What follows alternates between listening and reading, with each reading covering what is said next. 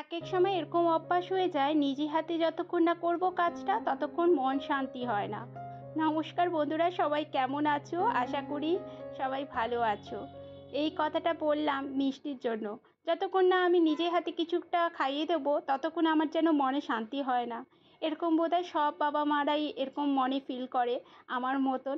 যাই হোক, সকালবেলা মিষ্টির বাবা ডিউটি চলে গেছিলো। আর এটা মঙ্গলবারের ভিডিও। আর ওকে টমেটো চাটনি রুটি করে দিয়েছিলাম আর আমাদের রেখেছিলাম। আমি ও ডিউটি যাওয়ার পরে মিষ্টি ঘুমিয়েছিল, আমি স্নান করে চলে এসেছিলাম।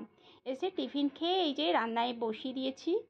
আজকে করব অরহর ডাল, এঁচোড়ের তরকারি, একটু মাংসের চর্বি ছিল সেটা দিয়ে, আর একটু করলা ভাজা। এঁচোড়টা এইটাই লাস্ট আজকেই। মিষ্টির বাবা বললো আজকে করে নাও, এরপর না তো পেকে যাবে। আর এখন অত সেরকম ভালো পাওয়া যাচ্ছে না, কিন্তু এই এঁচোড়টা বেশ ভালোই ছিল। যাই হোক, এঁচোড়টা ভালো করে ধুয়ে, আমাদের তো এরকম কাটাই পাওয়া যায়, এরকম ধুয়ে নুন হলুদ দিয়ে আমি একটু কুকারে একটা সিটি দিয়ে নেব। তাহলে বেশ ভালোই হয়, নরম থাকবে, খেতেও ভালো লাগবে। আর মানে কষানোর সময় আর সেদ্ধ করার চিন্তা থাকবে না। যাই হোক, একটা পেঁয়াজ কেটে নিলাম আর এদিকে ভাতও বসিয়ে দিয়েছি। আজকে মিষ্টির বাবা 2টোর সময় চলে আসবে ডিউটি থেকে, ওই জন্য রান্নাটা করে রাখছি। ও এসে দুপুরের ভাত খাবে। এঁচোড়টা সেদ্ধ হয়ে গেছে, আমি একটু সাদা তেলে এঁচোড়টা হালকা করে ভেজে নেব। ভেজে নিলে আরও যেন খেতে ভালো লাগে, বেশ স্বাদটা বেশি ভালোই হয়। যাই হোক, এটা স্টিলের কড়াই বলে একটু লেগে যায়। যাই হোক, বেশি লাগেনি, হালকাই লেগেছিল। এবার সর্ষে তেলে একটু গরম মশলা আর একটু গোটা জিরে ফোড়ন দিলাম। আর একটা গোটা বড় পেঁয়াজই দিলাম, মানে বড়টাই দিলাম। পেঁয়াজটা বেশি দিলে বেশ ভালো লাগে। আর নুন দিয়ে দিলাম। এবার বেশ কিছুক্ষণ ভাজা ভাজা হোক। সেটা একটা টমেটো কেটে নিচ্ছি, একদম জিরি জিরি করে কাটবো। টমেটো দেবো, আদা রসুন পেস্ট দেবো, দিয়ে রান্নাটা করব। এই যে ভাজা ভাজা হয়ে গেছে।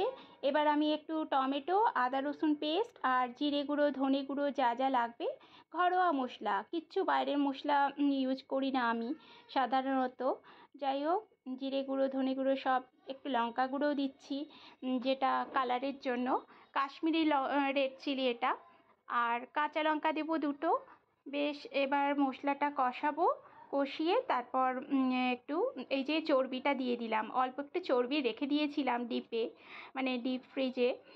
যাই হোক, এটা দিলে আরও টেস্ট বাড়ে। অনেক দিনের ইচ্ছে ছিল একটু চর্বি দিয়ে একদিন বানাবো, ওই জন্য রেখেছিলাম। এবার এঁচোড় দিয়ে আরও কিছুক্ষণ ফুটালেই হয়ে যাবে। চর্বিটা অনেকক্ষণ কষিয়েছি, একদম গলেই যায় তো চর্বি। আর কষানোর পর এই যে একসঙ্গে এবার কষিয়ে এবার গরম জল দিয়ে দিলাম। ব্যাস, এই তরকারিটা থেকে এত সুন্দর গন্ধ বেরোচ্ছে, আর খেতেও অসাধারণ হয়েছিল, খুব টেস্টি হয়েছিল রান্নাটা। যাই হোক, তরকারিটা কমপ্লিট। এই যে এরকম মাখা মাখাই রাখবো, যেহেতু ডাল করেছি। নামিয়ে দিলাম তরকারিটা। আর খেতেও সুস্বাদু হয়েছিল। তোমরা কারা কারা চর্বি দিয়ে খেয়েছো অবশ্যই কমেন্ট করে জানিও। আমার তো খুব ভালো লাগলো।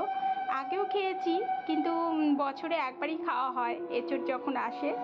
যাই হোক, হয়েছে এই যে ভাত, অরহর ডাল আর করলা ভাজা, এই রান্নাবান্না।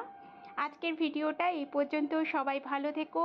কেমন লাগলো ভিডিওটা অবশ্যই কমেন্ট করে জানিও। আজকের মতন বিদায় নিচ্ছি, সবাই ভালো থেকো। Bye bye.